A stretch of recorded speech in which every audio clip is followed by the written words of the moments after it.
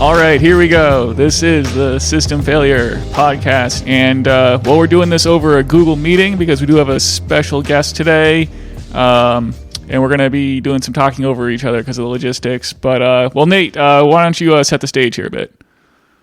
All right, yes. So for our valued System Failure listeners today, our special guest is none other than my good buddy Chris, who is a longtime friend of mine and someone who has a good mix of sensible and crazy opinions, and most notably a sort of libertarian bent to the perspectives that he brings to the table. And as you all may recall, in episode number 28, Brian and I lamented the lack of a libertarian voice in this podcast. Now, we sort of conceptualize system failure as a vehicle or a constellation of ideas shaped like a vehicle that jumps from mind to mind, replicating itself like a mind virus. But in order to make that vehicle compatible with everyone's software or as broadly appealing as possible, I've often noticed that the extreme right and the extreme left are in agreement on what kind of policies we'd like to see to move the country forward. This is commonly known as the horseshoe theory. And so I just have this feeling that, I had the experience of debating with my good friend Chris about 6 months ago, and I thought I was really going to get him with this idea that food should have all of the ingredients listed on the labels. And I thought that his libertarian mind would surely find that as onerous regulation, only to find out that he had an elaborate or a good articulation of an argument involving informed consent and contracts, which I thought was compelling. And so his name crossed my mind when I thought about some of the policy prescriptions we feverishly advocate for here on System Failure. And so I'm dying to find out, Chris, what kinds of crazy idea of ours do you agree with, and what kinds do you disagree with? So why don't you say hello, sir? Oh wow, hello. That's a broad opener. Brian, Nate, thank you for having me. Greetings to your listeners far and wide. I am honored and feeling somewhat called to purpose here by being your token libertarian in what might be an otherwise unfriendly environment. I want you to know that I've gone ahead and done my homework. I think I understand the headspace you folks were in when you were discussing the need for libertarian voice. I also have heard enough Jordan Peterson begrudgingly to understand. I think I can do a fairly good job of articulating for you and your listeners exactly what his concern with communism is, where he thinks the break between capitalism and communism is. Why he's an uninformed ass clown. Feel free to delete that. and then I would love to sort of disambiguate what libertarian kind of means, because I think there's an argument here where there's a scenario where at the end of our pod you're going to realize that you guys too are libertarians. So that's me. That's me in a nutshell. You're gonna hear a lot about my worldview as we go. I'll air my biases on my sleeve. Okay, well, so that is the you've defined the out of bounds. You defined the field of battle or the shape of the conversation very nicely, sir. So I think my opening comment here would just be that to my way of thinking, and Brian, maybe you have a different way of thinking. Libertarian, it doesn't mean no government. It just means limited government. And the definition of what kind of government is crucial and necessary and can't be got rid of, and then the line that you cross after which now you're talking about superfluous government functions that no one needs or we'd be better off without, well, that line's going to be different for every single person. So it is hard for me not to see libertarianism as a simply advocating for no superfluous government regulation, right? It's not an argument for no government regulation. It's an argument for no superfluous government regulation. And I don't think anyone would argue against that. So doesn't that make us all libertarians? Well, that sounds like the end of the pod. You've wrapped all of my conclusion. Yeah, I mean, there will be bottom line up front here. There are issues within the Libertarian Party, the capital L Libertarian Party, about what it means to be a capital L Libertarian, and there are also some tensions within the little L Libertarian sort of thought bubble, right? The grander political, social, and moral philosophy around libertarianism and its precepts. So I just want to be clear exactly where I think the crux of our issues are. There's an element of political conservatives who would otherwise vote Republican, in modern political climate who have adopted Tea Party principles because they are driven by a doctrine of ethical and moral and economic philosophy driven by this dude Murray Rothbard. If you read any libertarian literature, you stumbled into him. This economist. Pseudo genius who built a powerful cult of personality around moral and ethical belief, and created this idea of a libertarian party that is primarily an advocate for unchecked free market capitalism. It's bonkers. Yes. I would happily describe myself as not that kind of libertarian. Bottom line, I think Jordan Peterson is that kind of libertarian, and I don't like them because my version of libertarianism is quite simply a protection of individual rights and human dignity, recognizing the individual as the foundational basis for all political thought and activity. And it's a specifically, I embrace it as a political philosophy, not a religious or an ethical or moral construct. It's a vision of politics that respects and embraces the rights of the individual. So we all want, better government, and I think that to be libertarian means that like better government is limited government. But see, I guess I could within the confines of our political system. I mean, maybe, trying to limit the government and make it small as possible is best so that, we spend less money on wars and crazy taxation and, maybe that kind of thing is the best we can do in the system. But what we all want is better government, though. And I feel like it doesn't have to be the case. Like, if the federal government wasn't, wretched and spending all our money in crazy foreign wars, then, in other smaller countries, their governments are able to do good things. And I feel like libertarianism maybe makes sense in the United States where it's just hopeless that the federal government's going to do better. But as to whether, it's actually important to be libertarian, philosophically, I don't think that really makes sense. I think it makes sense to say that libertarianism is maybe the right political tool for the situation. But ultimately, what we need is better government. And if that means less government, then so be it. Yeah. So, you're basically saying that libertarian in this sense is more of a heuristic or a navigational aid than a description of a desired destination. Is that a distinction that we want to make here? You know what I'm saying? Let's say 80% of the time, going with less government is going to be better than going with more government. And so, if we just all accept libertarianism as a kind of blueprint or as a kind of a heuristic, I don't really know what a better word than that is. Then we come out ahead in the end.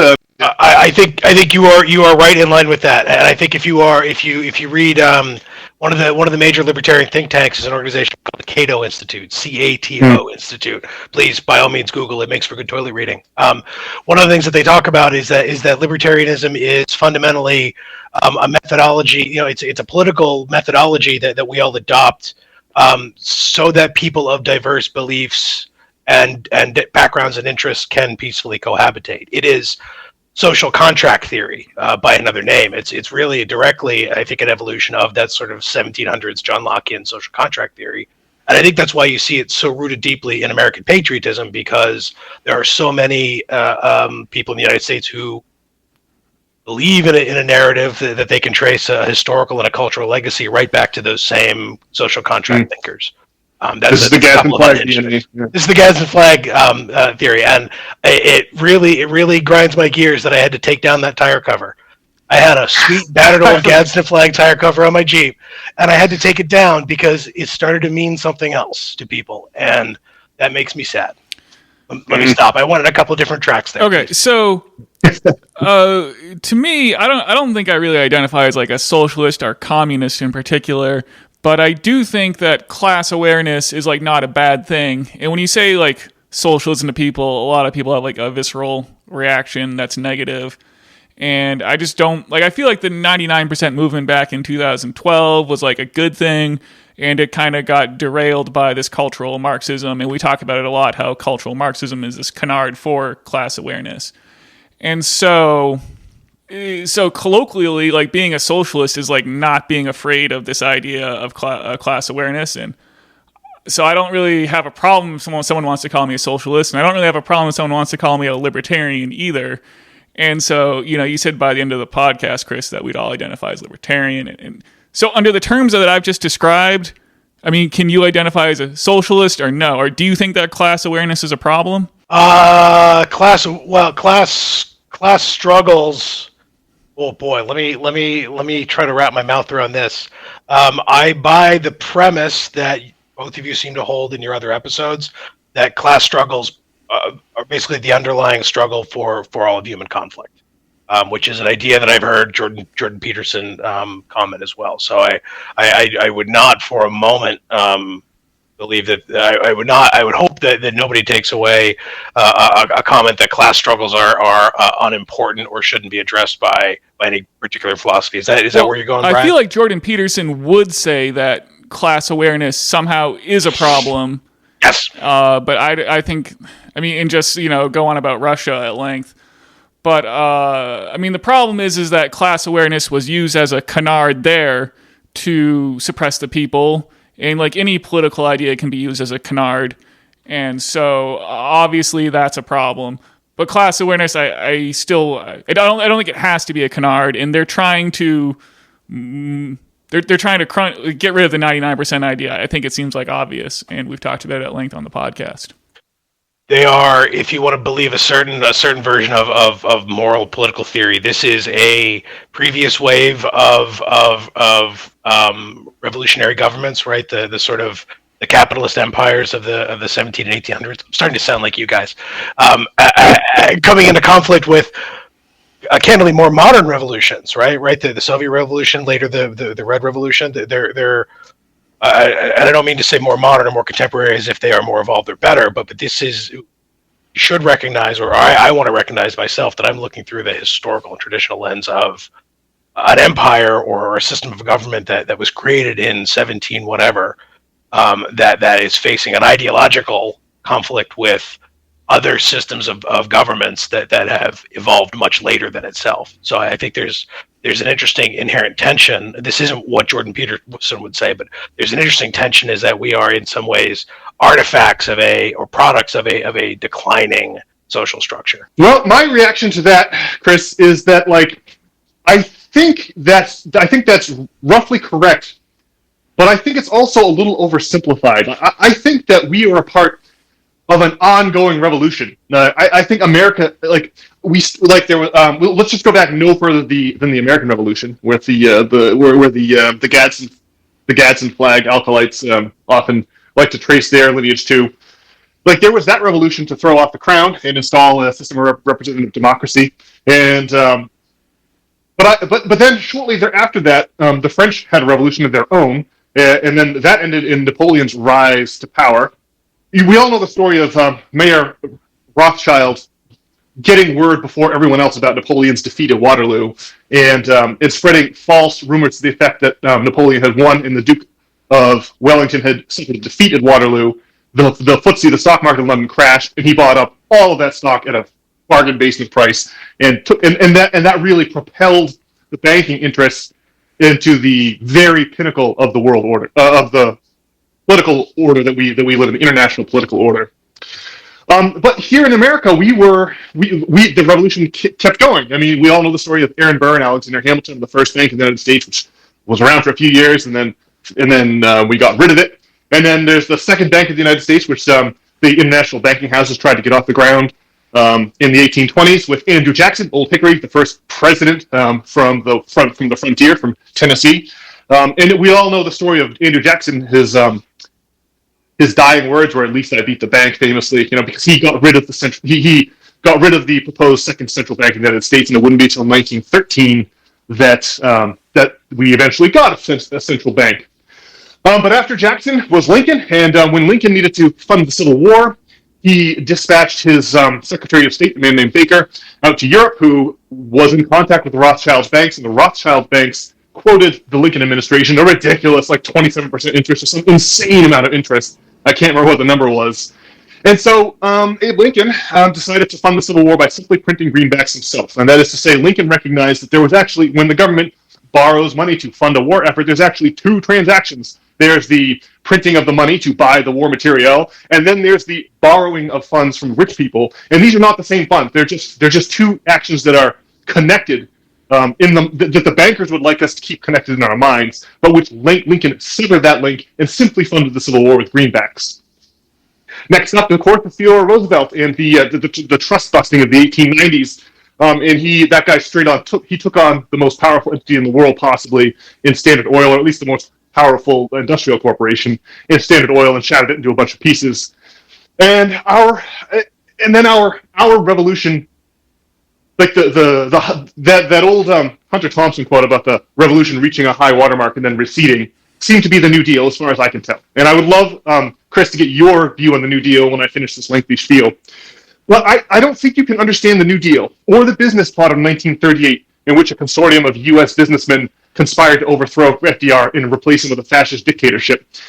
You can't understand that, and I don't think you can understand the second wave feminism of the 60s without understanding how terrified, how absolutely petrified the U.S. ruling class was by the Russian Revolution of 1917. That's a grisly revolution. I mean, everyone knows about how, as the revolution wore on, they had to execute not just the Tsar and the Tsarina, but the Tsarevich and the 5 Grand Duchesses also. And it was in a horrible scene in the basement. Well, that really scared the wealthy elite here of the good old U.S. today, and they have declared a class war that's been one-sided. That's been one-sided since World War II, and that they have leveraged the intelligence services that arose during World War II in the post-war era to continue a totally unsustainable status quo. But I think that the revolution died. The revolution died. Shortly after, maybe let's say 1948, when the OSS became the CIA, and when the War Department became the State Department. Right? Maybe that's the year of Operation Gladio in Italy. Maybe that's the year that it all came to an end, and that we're now waiting for a counter-revolution. So I bring all this up because I think we're part of an ongoing and slow-moving revolution towards democracy and away from top-down systems of top-down control and command. And I wonder if that fits in, how that fits in with the libertarian mindset. Maybe just as an asterisk, did you feel like democracy is the thing that guarantees the social contract? You take individual egos out of the decision-making equation by distributing choices amongst as many egos as possible, right? That cancels out. That means that one person won't vote for a great system for them, but a miserable system for everyone else, right? That the democratic shape of the society kind of guarantees that everyone's revenues and expenses are matched up. So I just think that it's just a little bit more. I just think the revolution is still happening. 1776 was just the beginning of something we're still fighting to get through here, and so that's where I sit on that matter. Nate, thank you. There were a couple of threads there, and I think at one point you invited me to step in and comment specifically around the New Deal, and I very much want to do that because I think I can put on my Jordan B. Peterson hat for a few moments and help you understand Jordan's, Mr. Peterson, Dr. Peterson, whatever you want to call him. You can understand his sort of intrinsic revulsion for communism. Nate, if I could summarize what I think I heard, your comments were broadly that there's a trending human progression toward democracy, or the decentralization and breakdown of hierarchical structures, and the world has had various growing pains over the last X number of years about that. Where does libertarianism fit? To come right at the bottom line up front, what someone like Jordan Peterson would say to you is that an intrinsic requirement for human productivity is rewards, is meaningful rewards and ownership and accountability accountability for the output of their work. So Jordan Peterson, who is I have to begrudgingly acknowledge is a PhD clinical psychologist and has some specific background here, would comment on the motivation theory, the differences in motivation theory behind capitalist systems, where a person in modern terms has the power or the authority to negotiate for a contracted wage, execute a task to receive that wage, and then receive their income, against someone who is simply tasked by a social group or its needs to complete whatever task that group needs in that period of time, right? There's lots of different competing ways that we can organize tasks. Human groups that organize themselves in any number of ways. There's certainly hierarchical management systems. It's in this that it's really necessary, Nate, as I think a point you were driving, is to recognize the distinction or the overlap between the political goals of things like the New Deal with the class-based social goals of the people authoring it. This is where libertarianism classically struggles with commenting meaningfully on social change. What a Jordan B. Peterson, almost an evolutionary scientist, a Scientologist of evolutionarianism. Brian, please edit that out. That was a horrible mishmash of words. What someone like Jordan B. Peterson would say to you is that any of these systems or measures or social programs that decouple the value of someone's work product from the effort they put into it violates the basic premise of personal property. That the idea of working for an agreed wage is a fundamental. That honoring that contract to receive a wage for someone's time or receive payment for someone's work is a fundamental aspect of human liberty, and that economic systems or organization systems or work systems that don't adequately or that don't protect the dignity of the individual to control how they spend their time and how their work product is used by the organizations that they work within is morally objectionable. Yes, I am familiar with that argument. That's related to the argument that only capitalism captures the true essence of the human nature, right? Would you say that it's in that same league as that argument, or is there a distinction that needs to be made? That's a stepping stone, right? That's the reason I sound like I'm talking around Jordan B. Peterson is because I don't like that he pulls the thread through to that point. That the concept of humans living in need or want is an inherent part of the human condition, and that in order to maximize our potential as human beings, we all have to live in a world where we must support ourselves or die. I think someone like Jordan Peterson and many of the Rothbard-style libertarians fundamentally believe that liberty and the freedom to fail is fundamental to the human experience. And there are also other libertarians that don't. So part of my answer to your New Deal question is that depending on which libertarian I am that day, there's a real question of the extent to which human dignity is an important consideration for government. Well, that all does sound like what Jordan Peterson would say. And but I just don't think. Well, Nate, I think that you're a bit more like a socialist utopianist, and so maybe his criticism lands more with you. And I just think we should have like class awareness. Yeah. But go ahead, Nate. Well, there's a couple of the two most famous definitions of communism are worker-owned means of production, right? The workers own the means of production, and then there's this other slogan that Marx coined in his work, The Critique of the Gotha Program, which is from each according to their ability and to each according to their need. Now, that is just the sort of thing that JVP would have an issue with, from each according to their ability to each according to their need. He imagines that you would need some giant apparatus to enforce some crazy person's conception of what that might be. But I can't help but notice, gentlemen, when I look around the world and I remember my own life, I'm looking at, we live in this capitalist country, and yet the vast majority of all labor is done on this from each according to their ability to each according to their own basis, right? Think about Thanksgiving dinner, right? Your grandparents are invoicing you for the turkey. And most bizarrely, even within the capitalist system of production, almost all the work is done according to communistic ideals. Almost all the work is done on this from each according to their ability to each according to their need, right? When your buddy asks you to hand him a wrench when you're at the garage trying to fix someone's car, you don't invoice your buddy, right? The money only comes at the end of the month when the profits are reckoned, and some absentee owner is like, well, it's just human nature. I have to take most of the profits that you all have generated for myself because I own the business, and that is the only thing compatible with human nature. We couldn't possibly have a system that is run democratically and where people's various contributions to the work effort are rewarded according to the democratic consensus on what that effort is worth.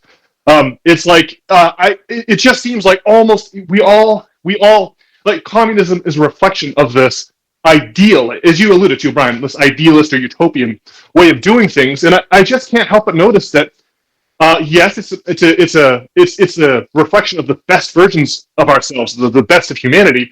But it's also what we're all doing most of the time. There's only 3-4% of us are sociopaths, and those are the people who like to who are absentee owners of business. They send a proxy to the board of directors meetings, and they have no idea what's going on inside the factory or inside the office. They don't care. The only variable they're looking to maximize is the profitability of that business, and that's it. That's all they care about because nothing else affects them. And I just think that if you broke down each person's actual, of course you're not going to be able to be paid the actual value of your wage because some overhead has to be accounted for. And profit is important, of course. It just should be one of several juggling balls instead of the only juggling ball we're focused on. So I don't know. I mean, I look around and I see a lot of good people doing a lot of good things for their families, friends, and neighbors. And none of it is done according to any kind of crazy capitalist conception of the economy. That's only when it comes time to whack up the profits. Then some rich people who a piece of paper says they own the factory, and if you disagree, the police are going to beat you with a mag light. Like it's like, well, okay, that person gets to just has sole decision, sole control over the profits. And just think about like offshoring, right? I mean, all of this decisions was made. Like there is no. This is a constant bailiwick of mine on system failure, but you will not see in the pages of history a country voluntarily deindustrializing itself until the America and the post-war era. That is a tactical blunder that is unsurpassed in the pages of history. And not only that, but we compounded that blunder by reassembling that industrial capacity within the borders of our chief economic rival, which is just so stupid. It's just such a mistake, a strategic blunder on the grand chessboard of geopolitics. I scarcely summon the crude apparatus of the English language to give it a just description. But that problem is born specifically of the only person who has a hand on the ship's wheel is a person who cares about profit and nothing else. These are the people who shuffle down to the ends of their driveways in their slippers and robe, and they collect a fat check in their mailbox, and that's their contribution to society. In other words, they make money by owning assets. And we should all have some of that, but it can't be all you do, because you'll end up with a hopeless gulf between the rich and poor in a rapidly polarizing economy that is wholly unsustainable going into the future. So I think sustainability has to be our main virtue here. How can we have a society that can replicate itself 5 years, 10 years, 50 years into the future? And you can just see that the problem, capitalism, just the capitalist ownership structure, like I argue to keep the market. Just get the capitalist ownership structure is what's killing us. And the market has its problems, and we can talk about that. But I don't see a better system than the market for distribution. But as far as the shape of our corporations is killing us. So that's my story on that, and I'm sticking to it. Well, this was intended to be a bit of a challenging gotcha comment, but that I heard your thoughts mature, and I'm not sure if it's going to have the same punch. But I was reflecting as you were commenting that we are in many ways living in one of the freest, most progressive societies known to mankind, right? Especially the three of us here on this podcast, we are far more equipped than the vast majority of humans that have ever lived to be deliberate about things that we eat, where we live, media we consume, work that we do, whom we do that work for. Do you think, or let me pose this to you, are we not now living in the society that has most maximized human liberty and individual human rights that any society ever made? It's a trap question, but I want to air that because if Jordan Peterson were here, he'd be stumping on it hard, and I want to do him the service. So I think we're close to that. I think we're close to the zenith. I think that we have, we've gone past the zenith now. But the civilization's a stock market chart. It has lots of rise and lots of falls. It's gradual progress over time is the only trend, right? So we could be in free fall. Like you have all these glorious golden ages, and then these like free fall moments, like the fall of Rome. So it's my perception that we got close. We got close with the New Deal of 1930 society, provided your skin will happen to be white. So like there's like caveats. So I think maybe if you were a white person, we are about 50 years past the peak of American civilization, and maybe if you're a person who's of color, maybe you're living in the peak right now, or maybe the 90s. I guess probably would have to be the peak. Yeah, but we certainly I'm sure both of you gentlemen share my sense that we are in a state of decline in this moment. So have I answered your question, Chris, in a way that you can hit the tennis ball back? Yeah, sure. What I was trying to trap you with was that lazy libertarian trap of rising tide lifts all boats, right? Where we're living in the most advanced society in human history. You're welcome, communists. But I I appreciated your answer there. That even if that were true, which you artfully did not stipulate that it was, that wouldn't be sufficient to not continually refine the machine that organizes our lives. That was sort of an aspirational ramble. You could sit around your plow in 12th century France and be like, at least we aren't living. Well, David Graeber, one of my favorite economists, died during the COVID. Has this great thing about how much he did all the math about how much easier life got for the average Roman farmer after the fall of Rome. Right? You think about all the food that gets consumed in a city like Rome every single day. Like that's wagon load after wagon load of like wheat, like grains and meat and things to eat. And like once Rome collapses and the city is sacked by Alaric the Visigoth, all those orders are gone. So the physical laborers of the Roman Empire found themselves much relieved. They had a lot less work they had to do to support all the people eating in town. So you could it kind of depends. Like this question of where are we in the great stock market chart of the human trajectory of the human story. That's a tough one. You almost have to let a few decades go by before you can properly judge where you were in. Right? What's that line from The Office? How do you know? How can you? It's only with posterity do you identify a golden age. Like there's no way to know you're in a golden age when you're in it. I don't think that's quite what the quote was from The Office, but that was the music they meant to convey. Also worth noting that we are three demographically and socioeconomically very similar people. Millennials tend to be bitter about fucking everything, and I'm sure. I'll be honest. I just turned 40 this year. I'm sure every 40-year-old man who's ever lived has felt that the current political climate is doomed to catastrophe, and the way their dads did it was better, and the way their sons do it will be better than theirs. So I want to be mindful that. I want to be leery how I come at this comment, but Nate, your point of if you are a white person in America, the peak was 50 years ago. There's a bunch of ways to take and interpret that, but I do want to acknowledge that there's a real tangible balancing effect happening across the United States on class, on gender, on race terms, on sexual identity. There's a great deal. There's a wonderful milieu developing in the 2020s, a great modern American melting pot that is becoming more accepting and inclusive of people of all different types and backgrounds. And an aspect of that is that WASPs, especially males, are seeing, at broad social terms, a loss in the power and the status and the social capital that as a social group they convey. And in as much as we're people, I'll be honest about this myself. I am someone who passes most of my life as a WASP just by keeping my mouth shut and having a clean haircut and smiling and being polite to people. That has worked well for me through many, many years of my life.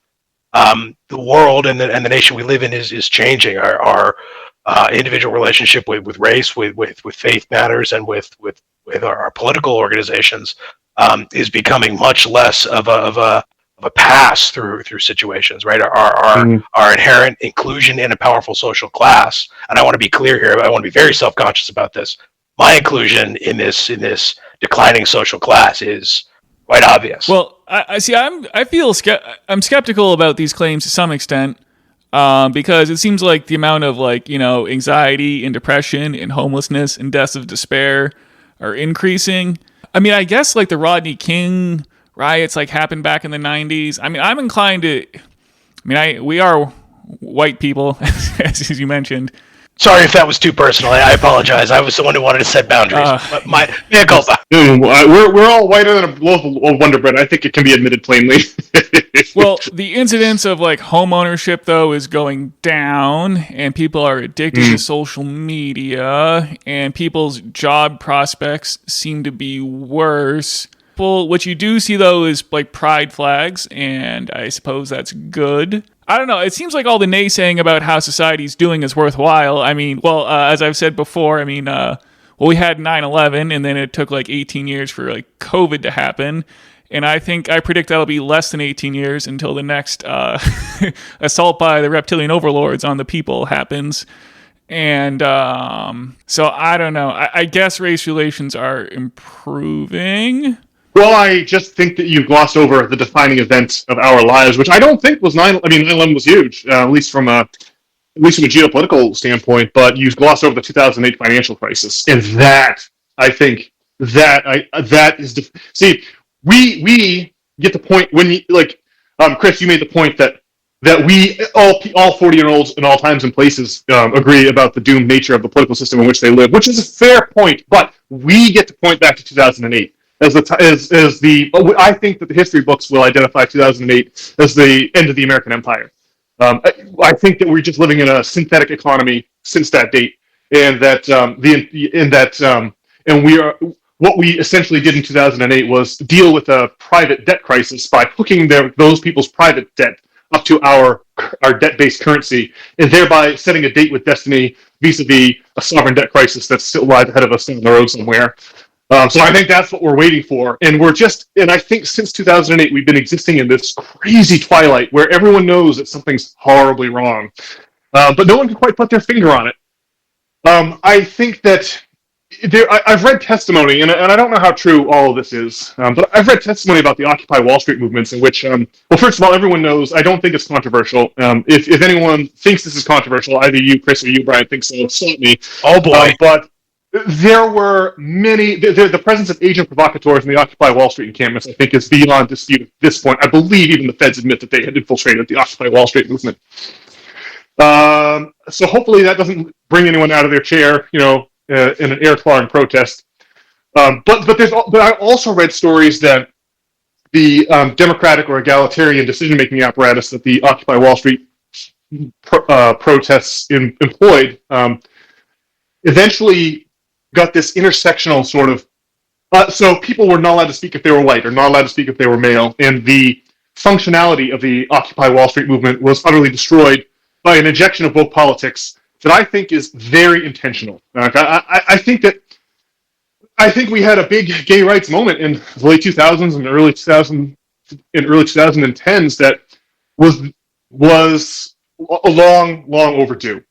And I think that what our representatives on the Democratic side have been looking for is issues that they can use to bring voters to the voting booths that do not involve any sort of concessions of any kind to the donors to the Democratic Party. And so they saw the first black president, they saw the gay rights thing, and we've just been doubling down on those sorts of conversations ever since, which is not a bad thing. It's not that these conversations shouldn't be had.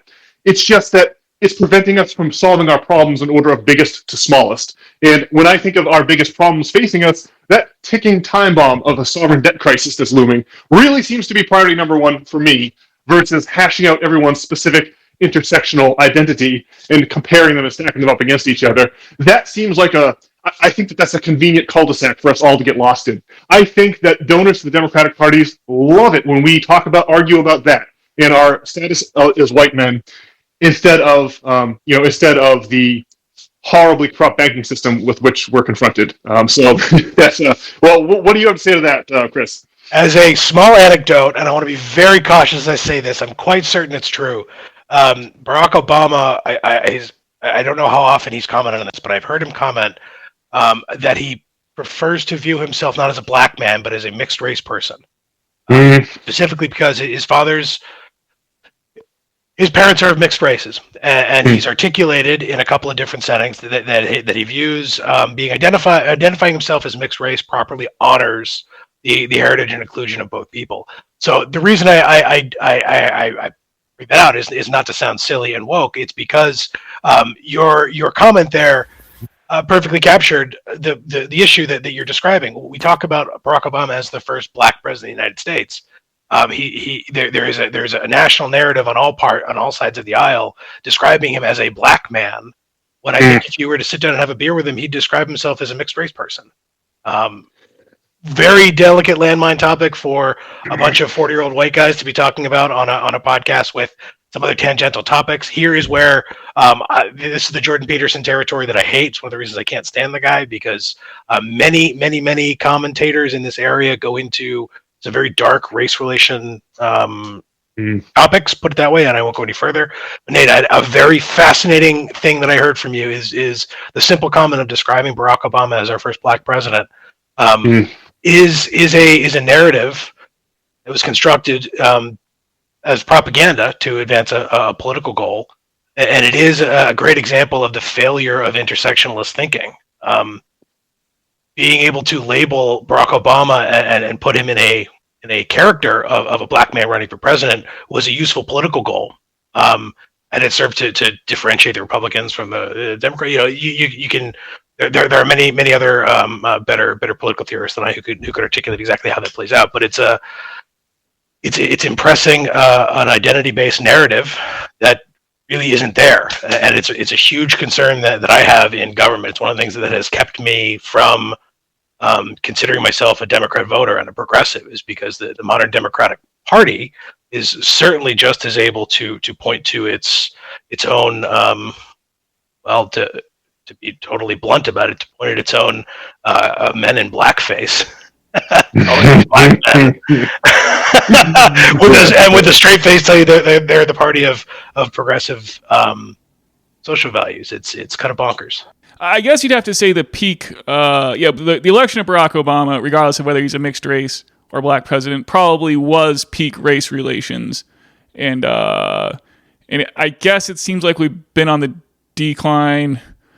It's just such a problem. The lack of social progress is just such an issue. In the way it feels like cultural Marxism is a canard for like actual economic progress.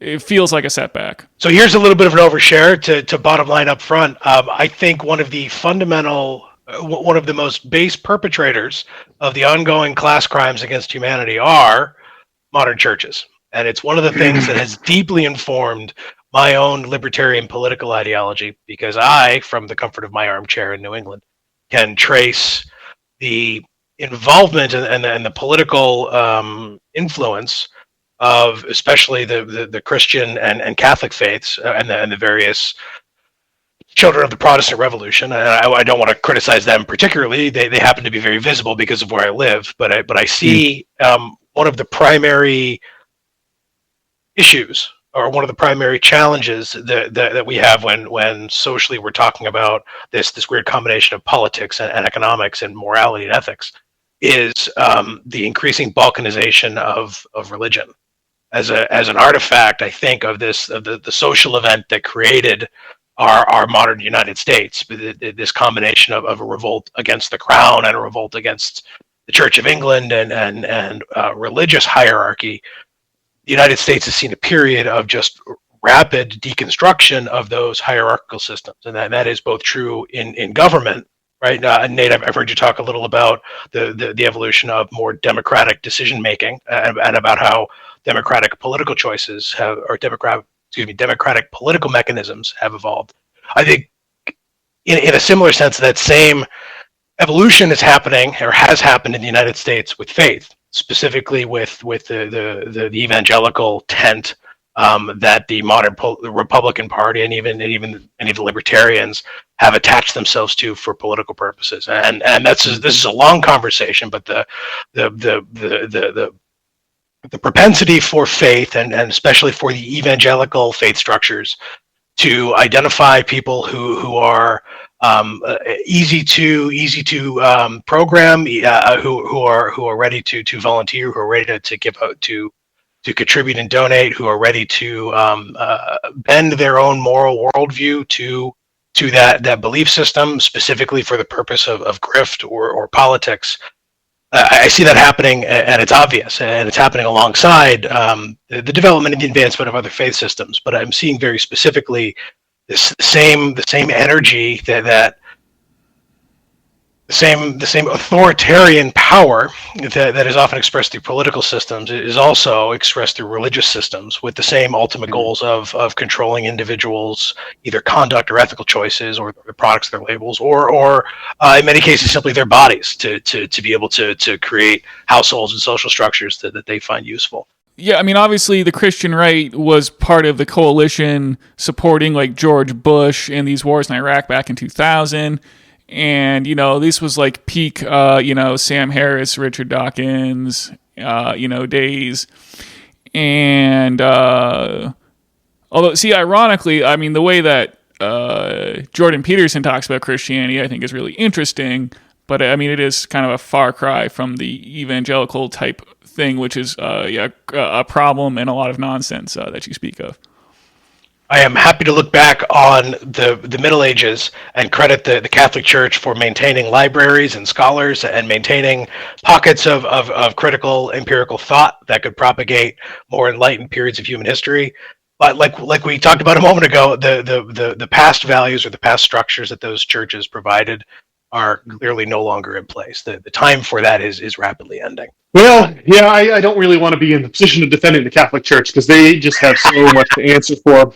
But I will note here, just by way of a small counter observation, that the dispensation of Martin Luther King Jr. made a huge use of the Exodus story, and of like Kanye West, Martin Luther came out of the gospel movement of the South, and he really used that sort of style of intonation and in reference to the Bible stories to provide a really helpful allegory to the people who were, creating the Montgomery bus boycott, for example, or the march across the bridge in Selma, Alabama.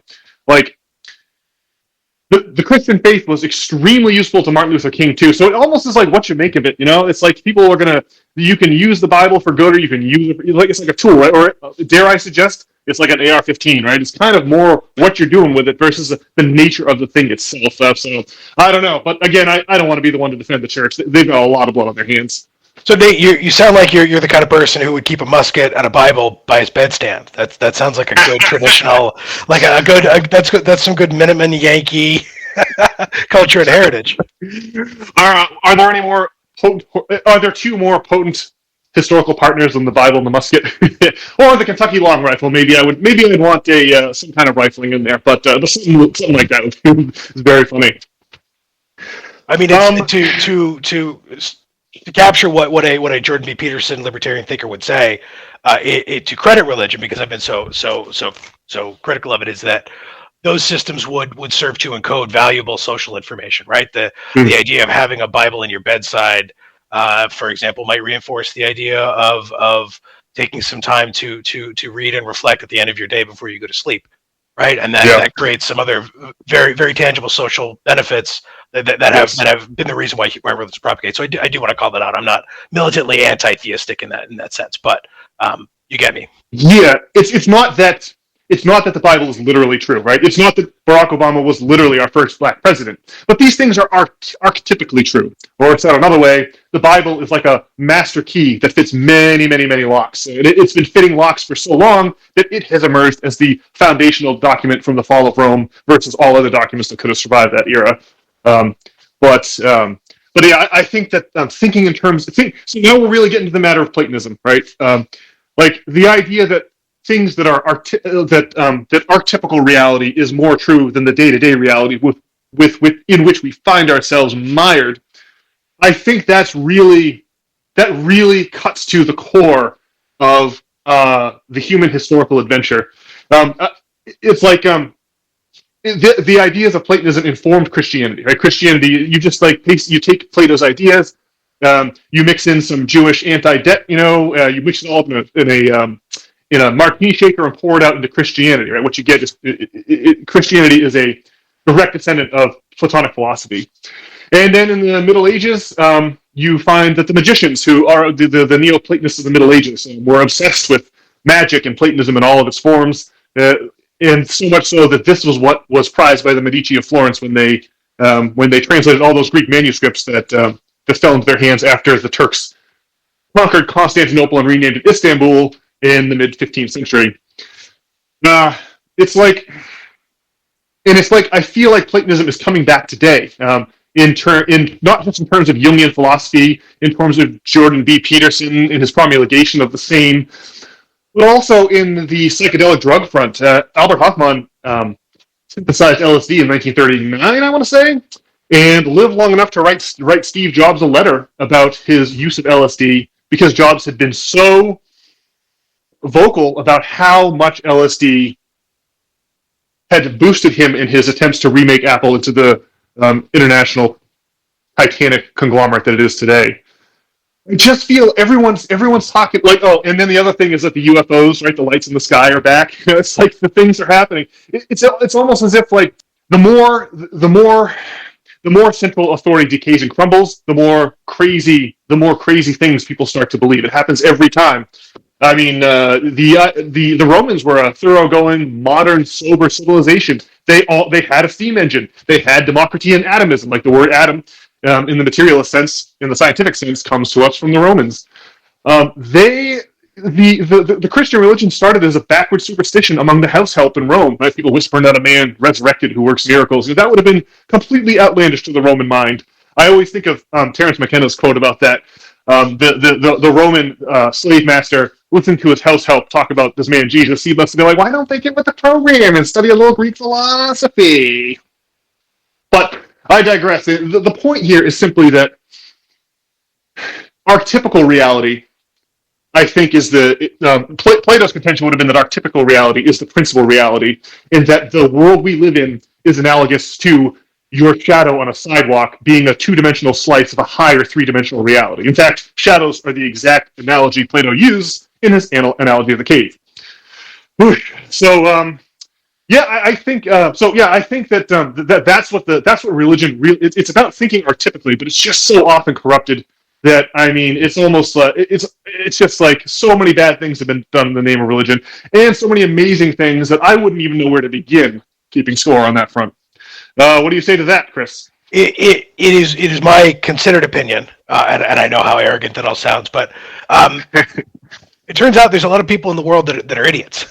And I say that, yeah. and I say that with all the kindness and compassion in my heart. There are some brilliant and compassionate people. There are some gullible people. There are some people who don't understand math. There are some people who can't draw. There are some people who can't sing. There are people who are predisposed to believe, or that are predisposed to subsume themselves to compelling social structures. And I think religious organizations they deliberately or not, they create a haven for these people that is wholesome and attractive to them, that is meaningful for them. But it creates shocking potential for someone who's smarter than them, and there's no simple way to say that, but for somebody to recognize that limitation, or that propensity, I should say, limitation is the absolute wrong word. All it takes is some charlatan to see those people as a vulnerable group of people that they can take advantage of and lie to them. And if they can get those people believing that the fanciful bullshit of a man being resurrected after 3 days dead in a cave, they will believe, thou shalt not kill, thou shalt not steal, thou shalt not mix fibers from different plants, or be stoned to death. Right? There are any number of useful or not useful codes, bits of information encoded into those practices that have been wonderfully necessary in advancing the human condition. And there is also hideous potential, because humans have developed either biologically, evolutionarily, socially. We've developed social systems around these church organizations. There is simply an underclass, if you want to call it, of society that is willing to use people's religious propensities for profit, and that is genuinely troubling. It is beyond. I don't mean to present myself as a militant atheist here, though I often am. But specifically in the context of libertarianism, it's why I like to draw hard lines between systems of political organization and economic organization and religious organization, because while they do intersect, they also overlap, and the potential for bad actors in any of those spheres is huge. And in religion, sadly, there is this built-in propensity for these people to be able to surround themselves with people who cannot effectively evaluate what they are being told. Yeah, well, see, I kind of think it goes back to what we were talking a while ago about, each according to their need, by their ability, and how at Thanksgiving this works. But, CNIT, I guess I kind of disagree, or at least, the realities of like providing food to the American table. I mean, you're talking about having all kinds of animals grown in like shocking factory conditions and then slaughtered in bulk and then brought to, grocery stores, or, and people slaving over fry-laters at the airport, Popeyes. Or like a lot of American jobs are wretched, and like I don't know, like insurance work also brutal, and I mean within the family structure, it's certainly a good idea. I don't know from like a governmental standpoint. I mean, it would be nice if it was reflected in the government. I don't know how much like I can like trust the government to pull that kind of thing off. Well, look, I think we're gonna get because we have a population now of billions. You're getting something big in your life, and you get to choose whether or not that big thing is going to be something that's democratically accountable, of course imperfect, or do you want that thing to be corporations with their total lack of democratic oversight and their sole goal of maximizing profit at all times and places, and their utter sociopathy when it comes to social issues. I mean, like, I would just rather have, if I had to choose between big government or big corporations, I would so much rather have decision making be public and democratic versus we claim to value democracy here in the United States to the point where Chris used to have a Gadsden flag on his spare Jeep tire. We sing the praises of democracy from the rooftops here in America, except for when it's time to go to work. There, we accept top-down autocracy, and anyone that suggests differently is a dirty commie. There's a lot of unpleasant tasks that need to be done. Absolutely. We just need a reasonable schedule of how many man hours are required to complete the tasks we want, perhaps democratically arrived upon, and then we need some sensible way to whack those hours of labor up over the course of the year amongst our population, right? They're just and like I do think that like competition and hierarchy is valuable. It's just that they're limited, very limited, and that the human destiny is something far more transcendent than that. We could, as a society, liberate so many people from the bonds of daily toiling over those fry-laters that Brian is talking about. The horrible existence of waking up for a 6 o'clock shift, frying frozen chicken at an airport. Like the fact that is a job that requires a full-time person's existence is horrifying. The chicken's not that good. Nobody wants to eat that chicken anyway. I'm up on my soapbox. So, but point being, Nate, I get you, and this is where I think that horseshoe theory has a lot of merit. There are extremists on the right and extremists on the left who are, I wouldn't even call us extremists. There are anti-authoritarians who don't believe that burdensome government adds value to our lives. Here's the pitch for why you guys are pocket libertarians. Burdensome government doesn't add value to our lives. There are better systems now, especially now with the emergence of communication and information sharing and planning tools to organize that work in very effective ways and trim a great deal of this middle management fat across every sector of our economy. That is, of course, separate from the political ideology of also reducing government because it is demonstrably open or prone to corruption. Excuse me, say that 5 times fast. Yeah. So there are. This is where this is the break in the horseshoe, right? In some cases, this argument is a social driver about individual civil liberties, and in some cases, it's simply an economic argument where smart guys with the spreadsheets will say a libertarian strategy is the most cost-effective strategy to accomplish this goal. So I move in as your neighbor, Chris, and I create a big. The leaves fall in the autumn. I create a big pile. I burn the pile. The smoke blows over the fence and damages the vinyl siding on your house, right? So there's an element here of we need some kind of an apparatus to make sure that everyone's revenues and expenses matched up, right? The damage to your vinyl siding should not go on your ledger. It should go on mine, right? So that is indispensable. So contract disputes, things like that, are an indispensable function of government. And no matter what the apparatus is that we eventually land upon to help us adjudicate those disputes, it's still going to be. You can still call it government at the end of the day, right? It's the Russian Revolution. It didn't involve introducing democracy into everyone's workplace, right? All they did was get rid of the boards of directors of all the factories and replace the board of director with a government commissar who was corrupt. You could just see why that's ripe for disaster. So the goal here of advocating for communism is not to copy what the Soviet Union did exactly, but I do think that we want to we don't want to just look at the bad things of the Soviet Union and ignore the good things, right? You notice that they industrialized their country in a single generation. They went from from castles and princes and peasants to beating America in the space race in a single generation. That is an unheard of historical achievement. Then we start asking ourselves, well, we don't want to fire our boards of directors and replace them with commissars, or we'll have to face a disaster. But what was it about that made them so economically dynamic? And that question is especially worth asking now that our ridiculous banking system requires infinite growth. We're looking at flagging growth. We're looking at demographic and population collapse. Like, we need a dynamic economy.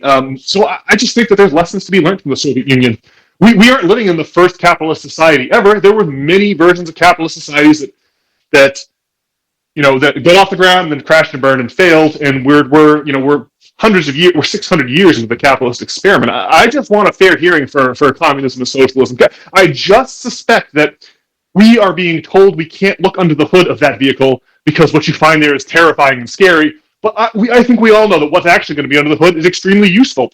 It will just mean that certain people who are in positions of like privilege will no longer be in their positions of authority that they were once in because they'll no longer be necessary. And so I think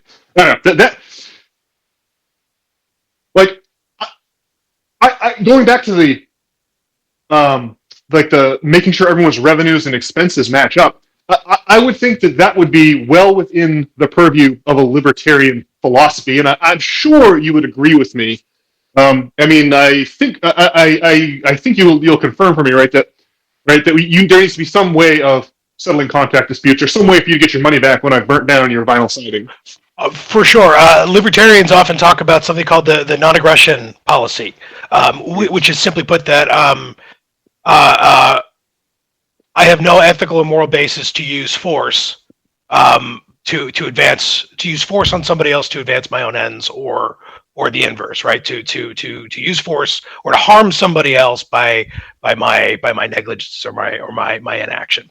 That sounds a little bit like Asimov's 3 Rules. I was just watching some sci-fi, so that's where that comes from. But what libertarian moral and ethical philosophy would speak to, or excuse me, what libertarian social philosophy would speak to, is that liability exists, contracts exist, contracts between free-thinking people can exist and often do require a third party to arbitrate or settle disputes or to enforce. There's many valid reasons why we need to have a court system and a justice system to say to settle disputes. Say, for example, if your neighbor lit his tire fire and damaged the side of your house, say that you guys made an agreement to repair.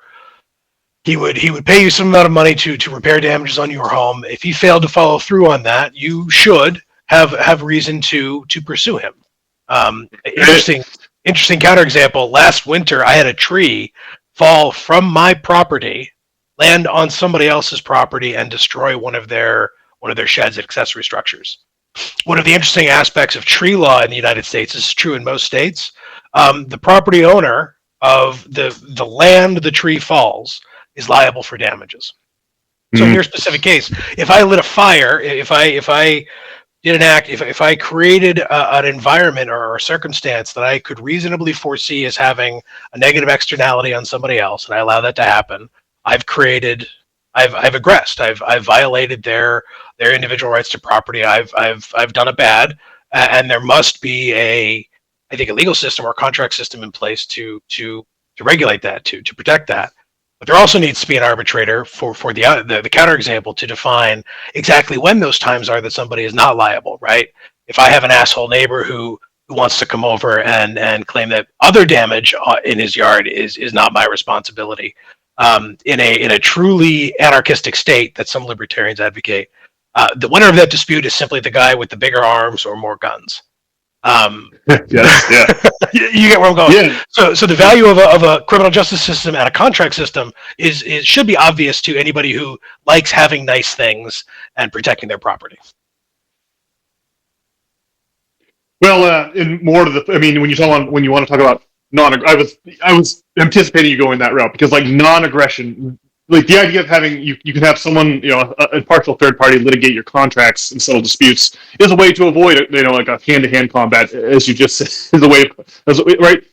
Having an impartial third party is an alternative to settling it with blows, right? So it's like that's the non-aggression ingredient here that you're trying to refer to. Indeed.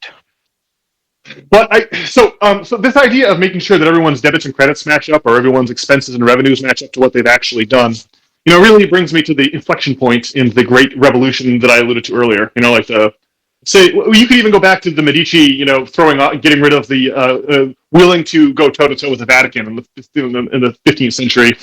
But whatever the course of the revolution, it really in America took a shift. Or in the West, let's even say, in Europe and America, things really took a shift in the 19th century. At the same moment that Teddy Roosevelt was trust busting back here in the United States, there was a conspiracy in the economics profession. In my view, there is no daylight between economics and religion. They are one and the same thing. That is, if you crack the Bible, you're going to find that the entire thing is financial. There is no, right down to like debt forgivenesses and Armageddons and things like that. Let alone the fact the entire book of Leviticus is all about contract disputes. What happens if you do this to someone's ox? It's crazy. But the inflection, I believe that there was in a version of history where Karl Marx was never born or his analysis was never made. We're just going to go no further than the foundation thinkers of capitalism itself, Adam Smith and John Stuart Mill and David Ricardo. These guys were all about the distinction between earned and unearned income, right?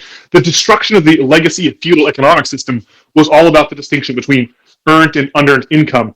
The proto-capitalists of the early industrial revolution needed workers for their factories. And what they didn't want is for those workers to have to pay huge rents, overhead to some kind of lord that owns the land just by, unearned income, non-productive. You just got to think in terms of things that are necessary for production, and then unnecessary costs of production, right? And the capitalists were all about eliminating unnecessary costs of production, so that employers had to pay their employees as little as possible. And that meant tearing asunder the old claims of the noble families to the land. So they had to sever those ties. So that the revolution against the medieval system was ongoing right up until the 19th century, where guys like John Bates Clark destroyed intentionally. This is the definition of liberal economics, in my view. Like the thing that makes it different than the liberal economics or the classical economics that came before was a total abandonment of this distinction between earned and unearned income. So examples of unearned income: monopoly rent, land rent, like regular rent you pay your landlord, and interest on money, which of course is just the rental price of money itself. If you make your money off asset appreciation or off the appreciation of asset prices, you're making that. According to like David Ricardo and according to Adam Smith and John Stuart Mill, the only role, the most important role of government is to tax away the asset appreciations, so that you don't end up with those assets as being speculated over and have their price driven up to the point where now, like, look, in Portland, all of our restaurants are closed, all of our coffee shops are closed, all of our bars are closed because the banks have bid up the prices of everyone's houses to the point where only super rich people can work here. You cannot afford to live in Portland and work at Starbucks. That ain't happening. That's why Portland doesn't have any Starbucks anymore. And that's because we are allowing a tiny minority to steal our entire economy out from under us. And they're doing it. They're parting us with our money with this in ways that qualify as unearned income. You can see the crazy inflation during the COVID era. Like that inflation was happening. It was coincident with record corporate profits, and that's how you know it's not the money supply that's causing inflation. Right? It's just the fact that our market doesn't have enough players in it. There is not enough competition to drive prices down. And everyone knows if you're running a business, it's much easier just to put up your prices versus inventing a new product or hiring more employees or expanding the size of your factory floor. much easier just to raise your prices, and so that's what they did during COVID.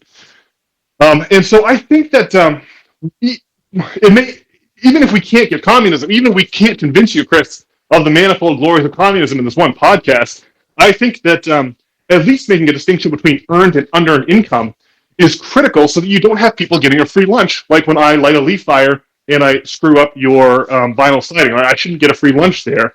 And I also shouldn't get a free lunch when my apartment next to the New York Metro system, but when the New York Metro system puts in a new stop next to my apartment and the price doubles, right?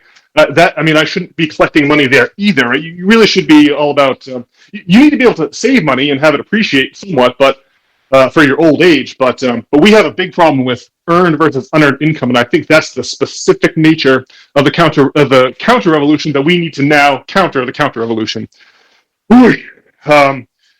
Has anyone got a reaction to that? Right, I'll defer because I've spoken a lot, but I have many unhinged reactions. I'll yield the floor, though. Man, I don't know where to start. The buffoonery that I've heard in your defense of communism, it boggles the mind. No, I guess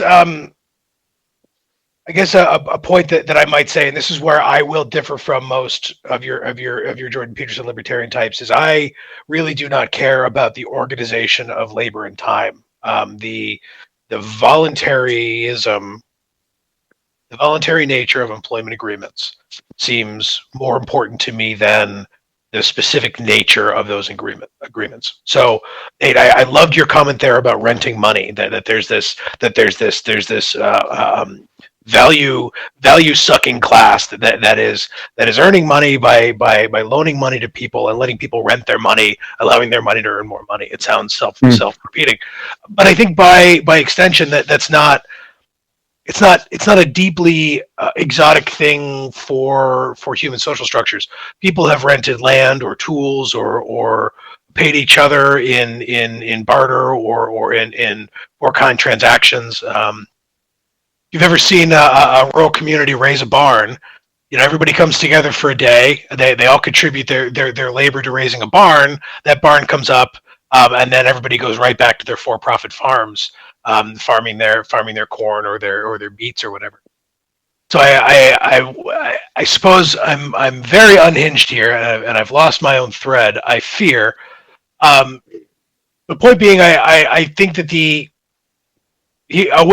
point that I wish I could drill into your mind and Jordan Peterson's mind at the same time is that the method that we use to organize people's daily activities is of secondary importance. Meaning, there is an argument that managed economies could be more effective or produce more dollars or more widgets or by whatever financial metric you like. Those things should all sit secondary to protecting the fundamental rights and liberties of individual people.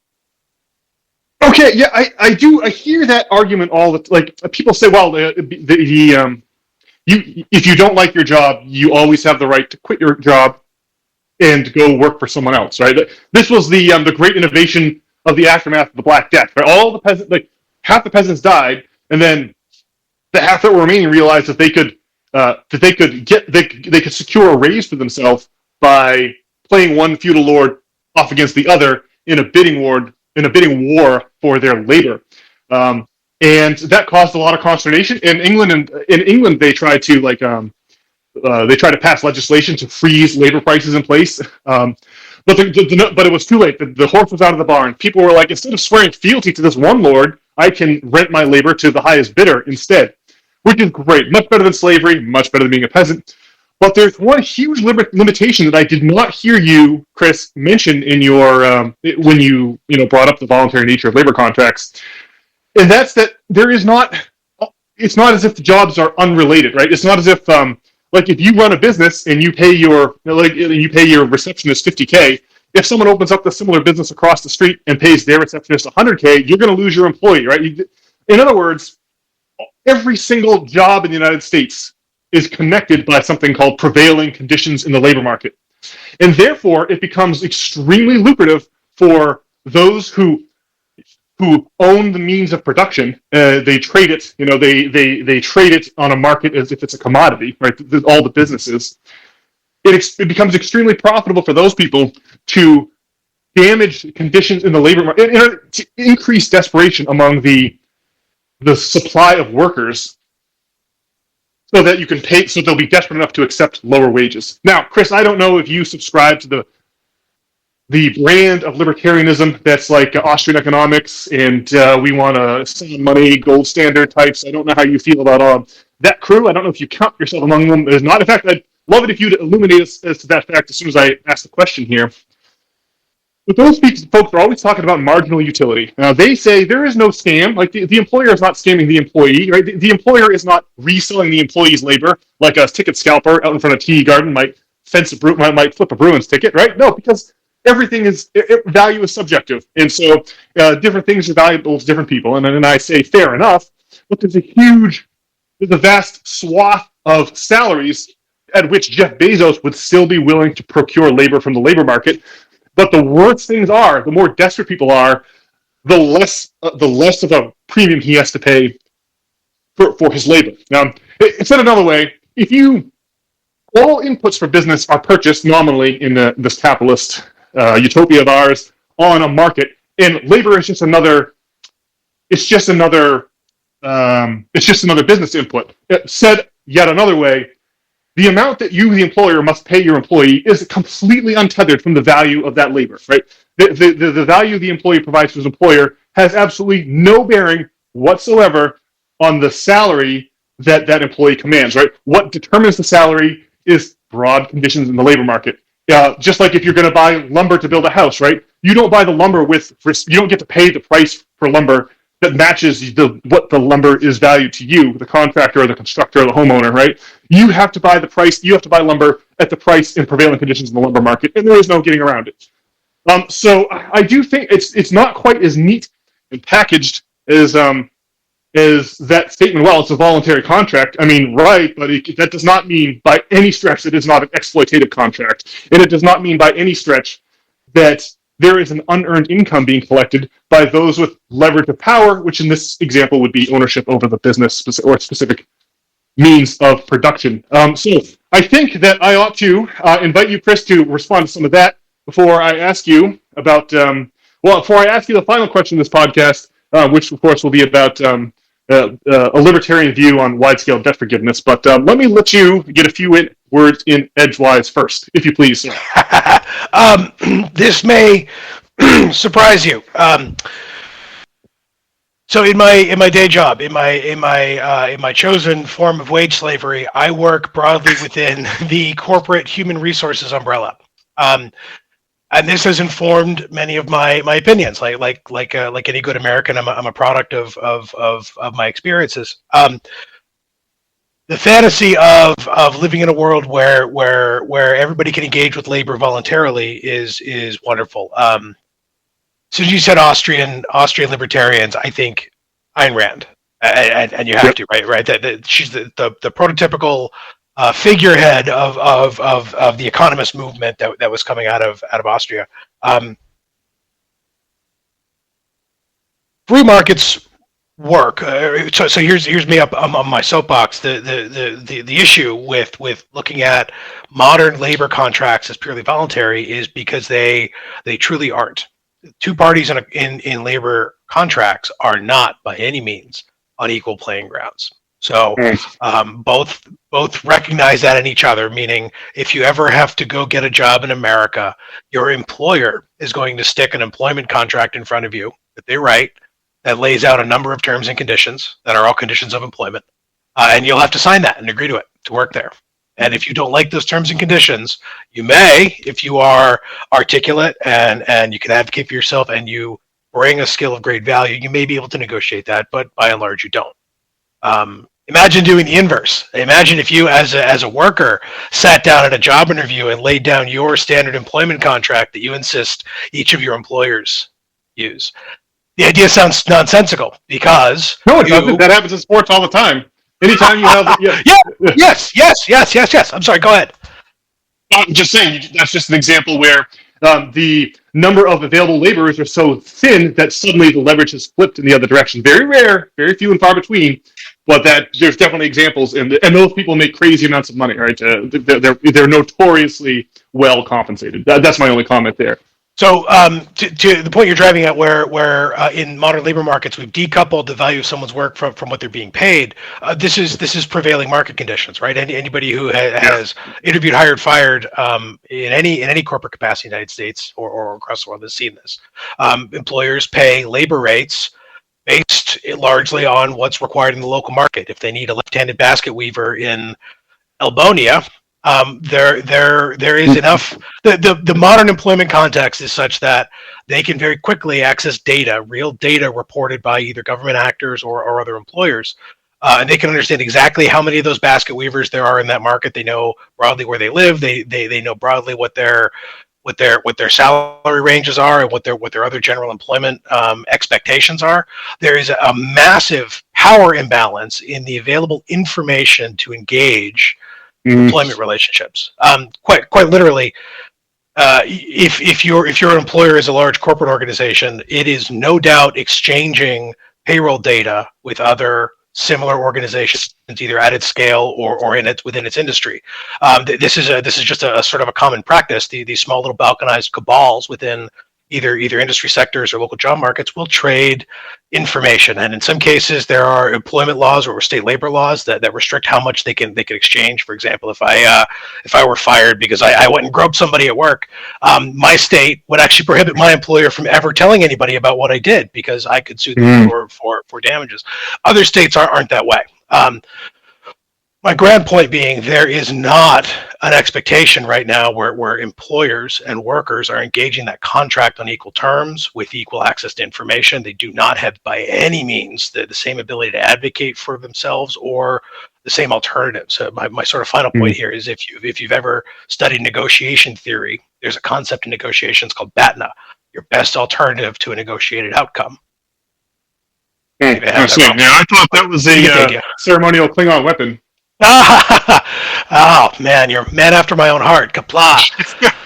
But the idea being, right? If I'm, well, I'll be open about this. Here's my lens. I am between gigs right now. I'm looking for my next job. I'm fine. I am one of those workers who is able to do that. But my ability to walk into an employer's office and tell them what I expect from them is intrinsically limited, because I need to find a job soon to pay my mortgage. The employer will be interviewing 100 guys that look and sound just like me. To coin the phrase, there is by no means a level playing field, in our modern American employment markets. That's a practical reality that libertarianism fails to capture. The premise of voluntary employment contracts sounds great, because we're all thinking about it in terms of 1700 social contract theory, and we're visualizing field hands picking cotton while someone is riding a horse cracking a whip. 2024 is a different place, and the systems of exertion, the systems of control and authoritarian control look different. But fundamentally, to wrap into what we were talking about earlier, there's a class imbalance. The organizations, the companies that control employment, and the workers who work in them are not equitably negotiating with each other. Maybe this is your libertarian argument for labor unions. And with that, I'll stop before I get any deeper. Surely you would agree with the observation, Chris, that the advent of technology gradually erodes the demand for labor, thus making the labor market, the more technology is applied to the labor market, the less leverage individual employees are going to be able to have at the negotiating table when they're sitting across from their employer. And so this is the Marxist doomsday theory, right? That eventually technology will obviate the need for workers to the point where conditions in the labor market will deteriorate and they become no longer tolerable, and that's where you end up. If that's the old JFK saying, "Those who make peaceful reform impossible make violent revolution inevitable," and that's the great Marxian prophecy right there. It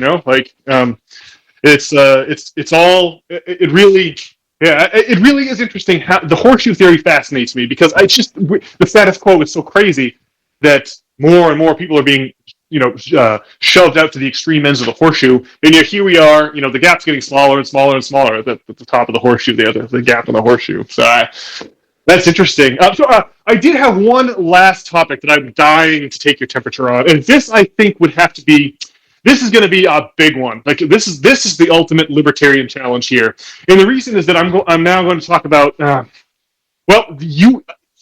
Any good libertarian will interpret what I'm about to talk about as a violation of private property or confiscatory or confiscation or seizure of property.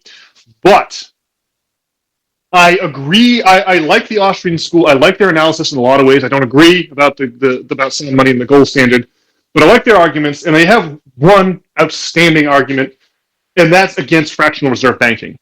Now, I just want to say let us suppose for the purpose of this argument that pretend like I don't know what that is. So let's say, Brian, you've got a coffee shop in downtown Portland, right?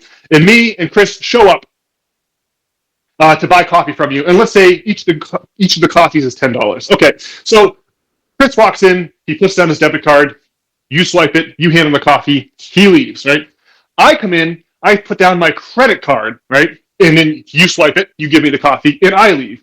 Now your business revenues for the day, or the total on your MasterCard statement at the end of the month when they send your money is going to be $20. That is another way of saying you, Brian, the business owner, make no distinction between money that someone's paying for their coffee that they actually have and money that someone's paying for their coffee because they've been extended credit by Bank of America, let's say.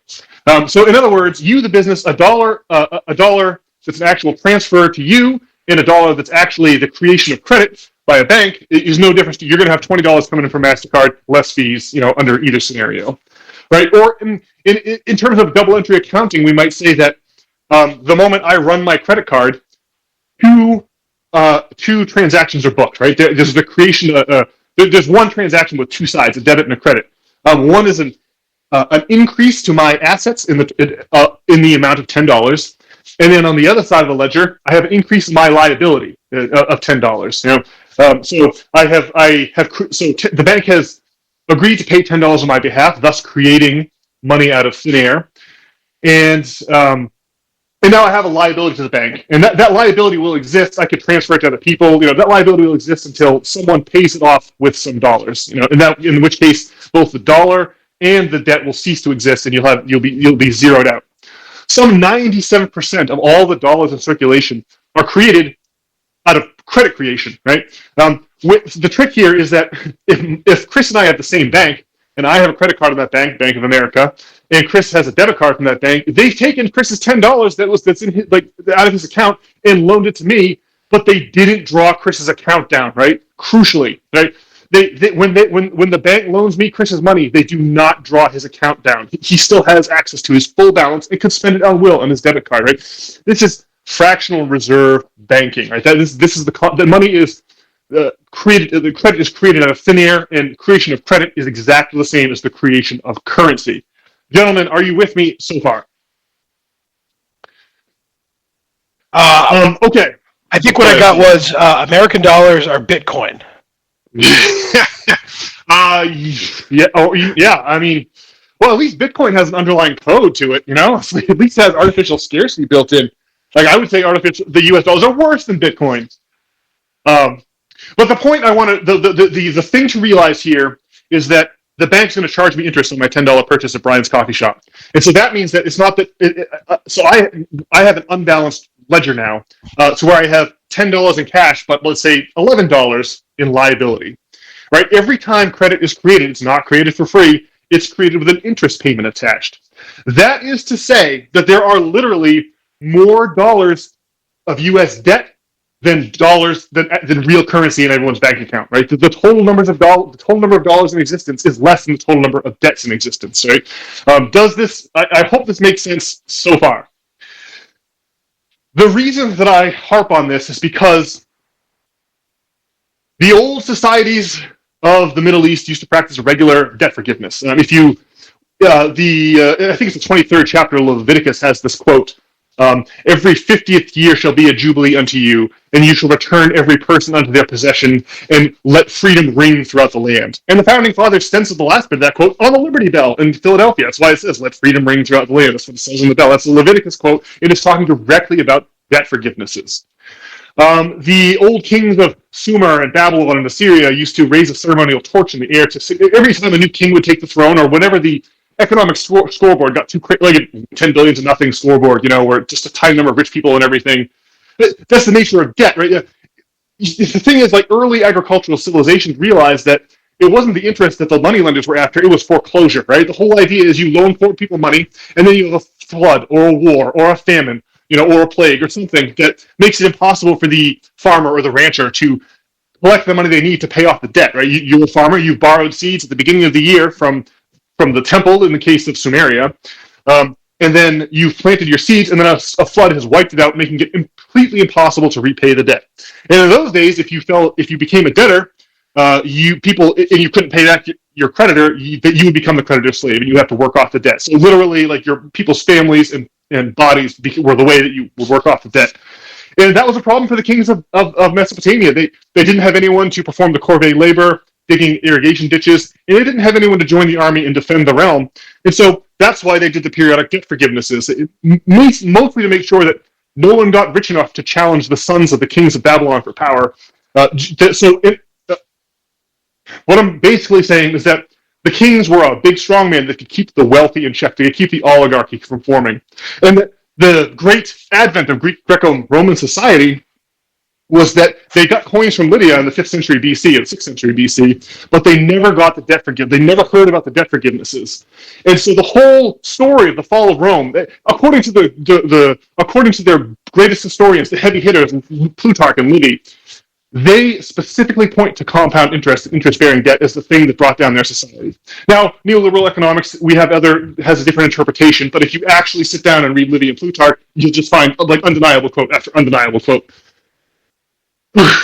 So, and the taking of interest got such a bad rap after the collapse of the Roman Empire that the church forbade the taking of compound interest for 1,000 years after. It wasn't until the time of the Renaissance where the Catholic, really, it was the Protestant Reformation, right? The Protestants didn't have such a stick up their ass about charging interest, and so they got funding from a lot of the emerging banking houses of Europe, especially like the Fuggers, the German banking family, who themselves were hardcore Catholics, but who wanted to loan their money out for interest, and so funded the factions of the Protestant Reformation that were pro-Protestant. But the point is that the periodic debt forgiveness, I compared it in a past podcast to Super Bowl versus a playoff series, right? There is a safety to having an economic game be a series of games instead of one big winner-take-all game, because if the rich people win, you have no society. That's the end. That's a terminal proposition. The only thing that can propagate society into the future is to prevent mass economic polarization. There was one conservative guy whose writings you can find estimated that in 1100 BC, only 2,000 Romans owned property in a city of 5 million people, which is just insane wealth concentration. And that's what we're approaching here in America. So, I would further posit that I mentioned earlier that the Bible is financial. We're talking about the mitigation of contracts in Leviticus. Well, the New Testament is financial too. The Armageddon they're referring to is the one that the people of the late Roman Empire assumed they were living through.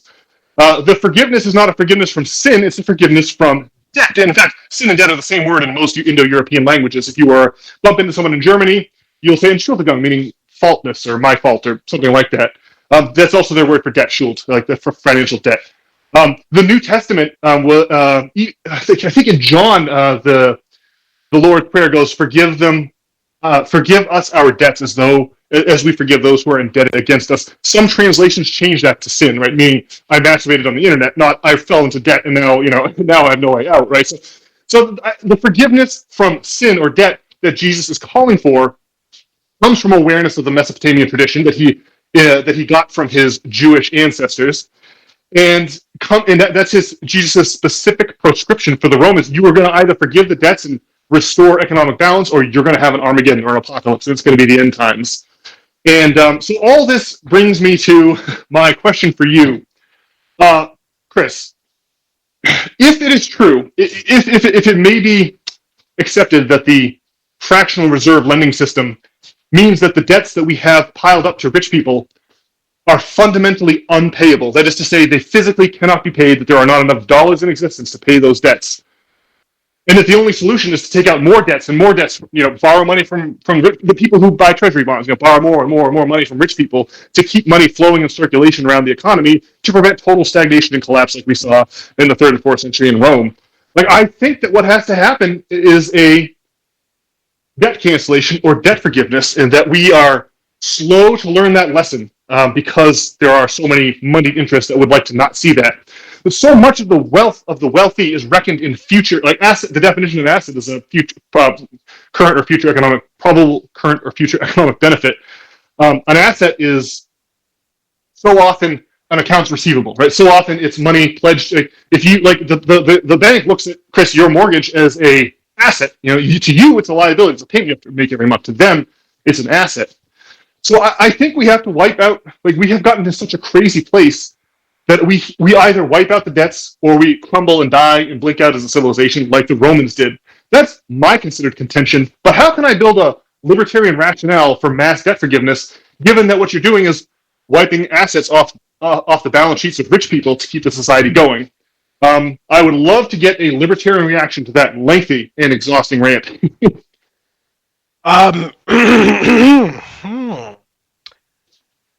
My initial reaction is that one of the things that I think I decompose many of your points to is that there is debt. There exists debt that is predatory, and there are lenders that prey on individuals specifically to lock them into debt or to grow their debt as a means of control, either as direct income or with all the other burdens that come with debt. Right? Is that just one small peccadillo? Yes, oftentimes debt can be. There is such thing as predatory loans, no question about it. But but even honest lenders can't foresee the floods, right? They can't foresee the plagues. They can't foresee the wars, right? So oftentimes debts, like when if I agree to pay you $1 million tomorrow, right? You might, like, if we're going to consider that contract sacrosanct. Well, I mean, like that, you could put that on your balance sheet as accounts receivable, and you would just say, well, and canceling that debt, you would say, would be a curtailment of your wealth. No, I lost what I was going to say there, so I'll let you respond. So I guess my response, and I want to preface this by saying this is the shittiest response that I think I can come up to this, but is that it's a necessary value for our both our government and our economic systems to protect personal property rights. And so through a number of very complex, painful backflips, my initial knee-jerk prototypical libertarian response is that a debt forgiveness is also, or could also be considered or viewed as a wealth transfer, right? It's a write-off of zeros, but it is very much a write-off that takes fiat value from one socioeconomic class and moves it to others. That sounds sticky to me, meaning using the mechanisms of government to legislate wealth between social classes seems like it's ripe for abuse or ripe for mismanagement, and certainly is a very tall task for rank and file Joe Sixpack American to understand. One of the huge issues here is that even though I proudly call myself libertarian, I'm by no means an economist. So when I listened to an accountant talk about fractional reserve banking, I had this amusing moment where I was, in many ways, listening to an oracle. I'm talking through his preferred dogma. I can only trust that certain financial systems and financial instruments that I trust to be true are true. Right? I have to be able to trust that that language and that dogma and that philosophy. Looking back to a comment you made earlier, a real crisis that we faced was a shattered confidence in the financial markets in 2008. So there's a real hedging my comments here, because the prototypical idea of relieving debts for people who are burdened by them as a way to liberate them and empower them to live better self-actualized lives, that sounds amazing. I have to admit that I don't know enough about how that mechanically will work to ensure that we are not simply a populist rabble voting ourselves wealth. Yeah, well, debt forgiveness has only worked when there was a power like stronger than the banks to enforce it, right? Yes, yeah. And but now the banks are the most powerful thing, and no one's going to enforce that. I mean, so I like the idea in principle, although when we had the idea, we had to accept like a monarchy, which is a whole nother can of worms. I do feel that a mass debt forgiveness could be accomplished democratically. And the obvious bumpers that go in the the gutter of our bowling lane here is writing down debts to the actual ability to pay. What happened in 2008 was not merely a crisis in confidence. That was the last thing that happened, a crisis in confidence in our financial system. What first happened was that, you all remember the Mud People emails from Wells Fargo? They had all these emails about pushing variable rate mortgage contracts onto low income or fixed income African American, especially women. They called them Mud People. It was an insane scandal in 2008. They called them Mud People and laughed as they were putting these variable interest rate. It would save them a couple $100 at first, but when interest rates go up, now their mortgage becomes unpayable. And so what really happened in 2008 was you had all of this mortgage debt that had been written recklessly by, they don't care. They're just going to get bailed out by the feds anyway, right? They wrote all of this debt that physically could not be paid. These people just could not. These people owed more money per month than they had in their bank. It just physically could not be paid. And rather than write down Wells Fargo's balance sheet, right, we just hooked them up to the Federal Reserve in the form of quantitative. People talk about the TARP bailouts and stuff, and the TARP bailouts got paid back. That's $600-700 billion. That's chump change compared to the quantitative easing, right? Because what the Federal Reserve did was instead of Wells Fargo being like, well, we wrote this debt that can't possibly be paid, instead of writing it down to the actual ability of people to pay, we are just going to have the Federal Reserve buy the debt, monetize the debt at face value, right? So the Fed's just going to buy that debt as if it's not bad, and that will make Wells Fargo whole, and that means our banks will have to close, and then we can keep the right. So the 2008 was the beginning of it was like the 1929 stock market crash redux. Like, we really have a huge debt problem here, and like I said at the top of the podcast, rather than dealing with that debt by writing down debt to the actual ability of the debtors to pay, right? Instead, we just printed up infinite funding money, handed it to the banks, and moved on with our lives. And what we've seen since then is an explosion of wealth inequality and a companion explosion in political extremism, of which Donald Trump was a direct result. So that's where I see it. So this sounds like a discussion that we should think more about and possibly do again in the future, a month or two down the line. I have to say, I really enjoyed this podcast. It's gone on for quite a while, and I can't believe how long it's gone on because I'm enjoying it so much. Well, see, I have to say, there's your debt jubilee, for the Wells Fargo there. Well, it's not a debt jubilee. Well, what do you mean, Brian? For Wells Fargo? Like, what do you mean? Well, yeah, they were absolved of all their debts. I see. Well, they didn't have to write down their assets. And similar. Really, half a dozen of one, two or another. They were relieved the obligation to write down their balance sheet to what actually made sense in reality. They were allowed to fabricate fictitious valuations of these assets, yes, and handed them to the American people, and said, "We would like these at face value, please." Yeah, that's exactly right. Donald Trump's in a bit of a pickle for a similar pattern of behavior. I wonder if that's somehow endemic to to modern financial systems. Yeah, I think so. Yeah, I think since then, I mentioned it before, I think our entire economy, especially post-COVID, is entirely synthetic. I don't think anything is real anymore. Our asset prices are out of control, and I don't think that's due to financial speculation. I don't think that the government printing has much or anything to do with it. I think you'll only see inflation in a very limited case of when the government prints money to buy limited commodities. But anything that's a renewable resource, you'll never see an inflation. So I really think that this realization about the Bible has psychedelic. You can read it like you can read the death and rebirth and resurrection theme of the Bible as psychedelic, where your ego death, or you can read it as financial, right? The word mortgage, of course, is derived from mort, the French word for death, right? The cycles of death and rebirth are also relevant financially, and it's something we've lost sight of, and that's why I'm so amazed that the Bible uses the language it does. All right. Well, it seems like a good place to wrap it up, eh? Yeah, gentlemen, this has been a singular pleasure. I definitely hope we can do it again relatively soon.